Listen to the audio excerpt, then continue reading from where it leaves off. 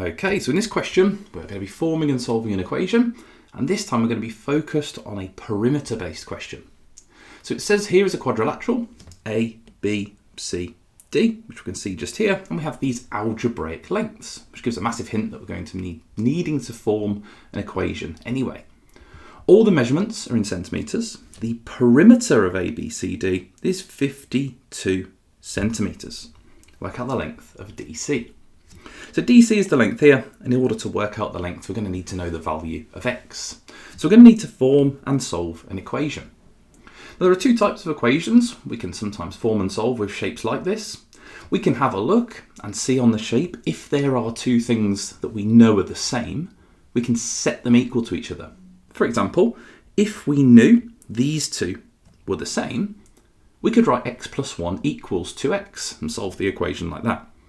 However, this isn't a rectangle or another quadrilateral where the top and bottom are the same. This is just a quadrilateral. It doesn't say anything's the same.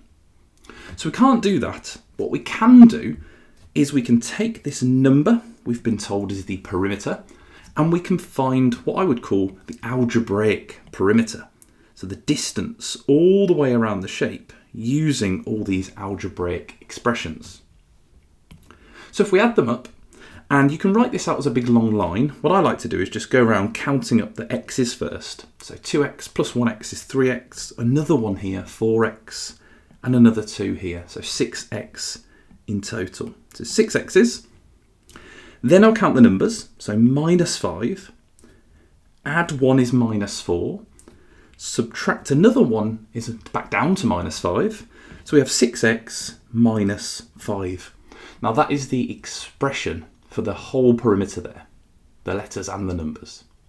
So 6x minus 5. Now it tells us that the perimeter is 52, so that expression there equals 52.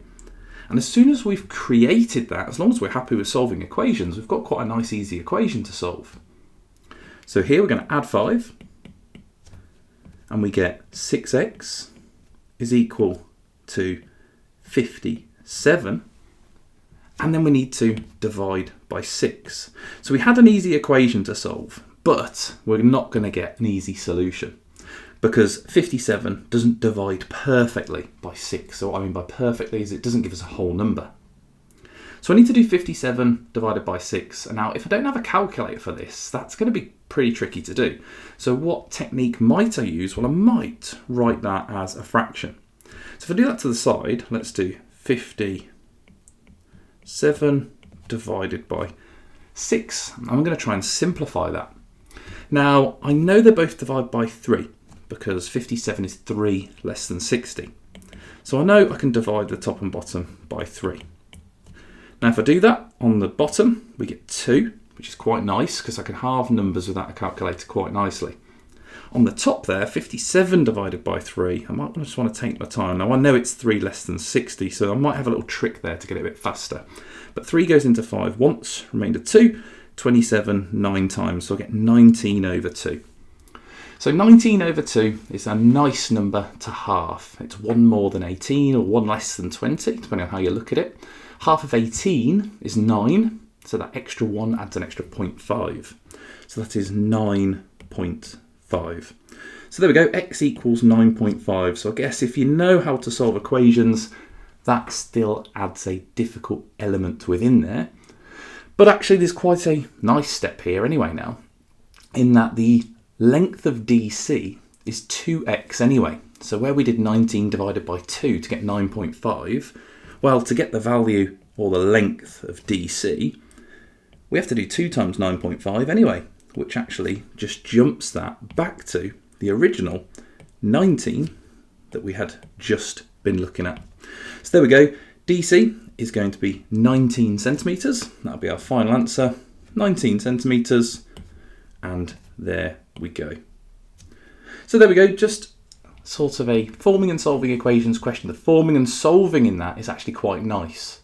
But where the difficulty did come in, if we didn't have a calculator for this, that 9.5 isn't particularly nice. If we did have a calculator, 19 divided by 2 is no problem, but just something to think about wrapped up within another question there. How would you tackle a division like that in a question like this?